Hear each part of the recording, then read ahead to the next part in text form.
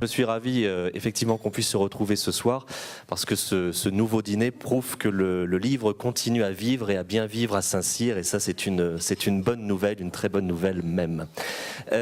Dîner littéraire avec un auteur de polar, et ça ce n'est pas forcément habituel. J'ai écrit un bouquin sur la jungle de Calais, mais c'est d'abord une grosse enquête de police dans la jungle de Calais, mais c'est une manière aussi de parler de ce sujet, qui est un sujet très sensible, mais qui est aussi un sujet répulsif. C'est-à-dire que les gens n'ont pas très envie d'en entendre parler pendant 500 pages.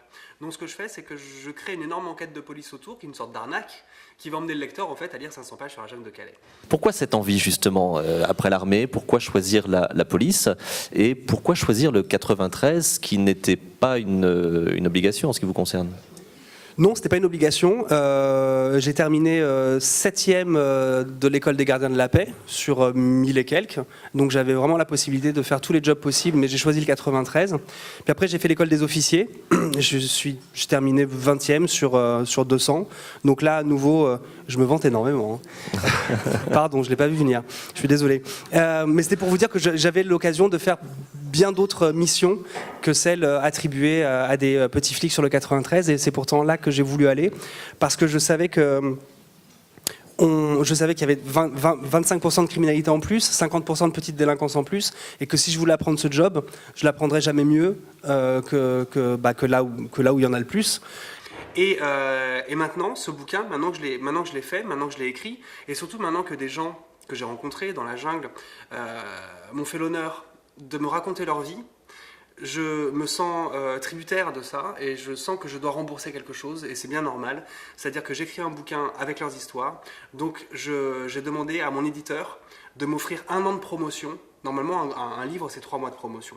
De m'offrir 1 an de promotion pour parcourir la France, et puis pour parler de cette situation de la jungle de Calais, mais pas que, puisque des mini-jungles s'ouvrent un peu partout en France.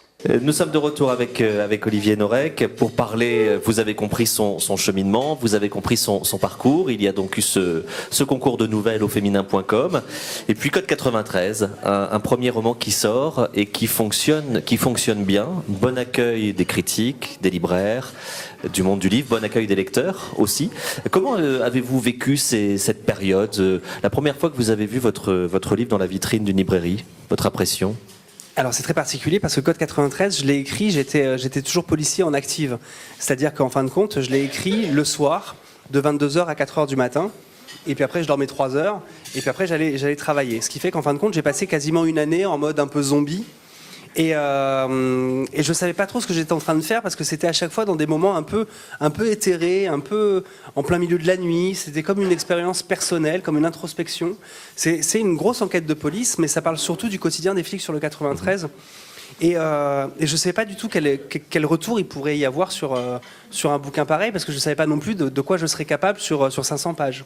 Vous écrivez une histoire, vous y mettez de l'émotion, de la passion, vous créez des personnages, vous êtes un démiurge, c'est-à-dire que vous créez un univers, des personnages, une histoire, c'est vous qui décidez de leur vie, de leur mort, de leur bonheur ou de leur malheur.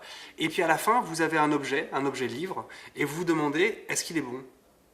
Donc il passe en librairie, vous laissez passer 1 mois ou 2, et puis après vous partez en salon. Et puis vous rencontrez vos lecteurs, et puis vous savez en fin de compte si le livre est bon ou pas. Parce que autant vous dire que le lecteur, c'est pas du tout un fan. Je suis pas un chanteur, je suis pas un acteur, je suis pas un youtubeur, je suis un auteur. Et bizarrement, les auteurs, c'est peut-être la seule forme artistique dans laquelle les lecteurs se donnent le droit, et c'est très bien, de dire exactement ce qu'ils pensent de quelque chose. À mon grand-père Herbert Norek, migrant silésien devenu citoyen français. C'est avec cette dédicace que vous ouvrez le livre. Ça s'appelle Entre deux mondes, c'est chez Michel Lafon. Merci Olivier Norek. Merci. C'est vrai que par mon métier, j'ai l'occasion de côtoyer les auteurs à plusieurs reprises et je suis invité à leur poser parfois les mêmes questions. Non, c'est pas compliqué parce qu'en fonction du contexte, en fonction du public, les réponses ne sont jamais les mêmes. Et puis c'est aussi, après j'ai envie de dire, le rôle du journaliste, de savoir trouver l'angle un petit peu différent. Et c'est vrai qu'avec un auteur comme Olivier Norek, les sujets qu'il aborde, on trouve toujours 1001 questions à poser. Donc finalement, même si la question peut sembler être la même que la fois précédente, on a toujours une réponse différente. J'ai entendu parler d'Olivier Norek. Et au-delà de ce qu'il a dû écrire et de ce qu'il a écrit, j'ai découvert un homme, une sensibilité, et j'étais parfois bouleversé de ce qu'il nous disait. Il nous interpelle sur plein de choses. Alors, je pense qu'il peut écrire, mais continuer à nous parler. C'est aussi efficace quand il le fait comme il l'a fait ce soir.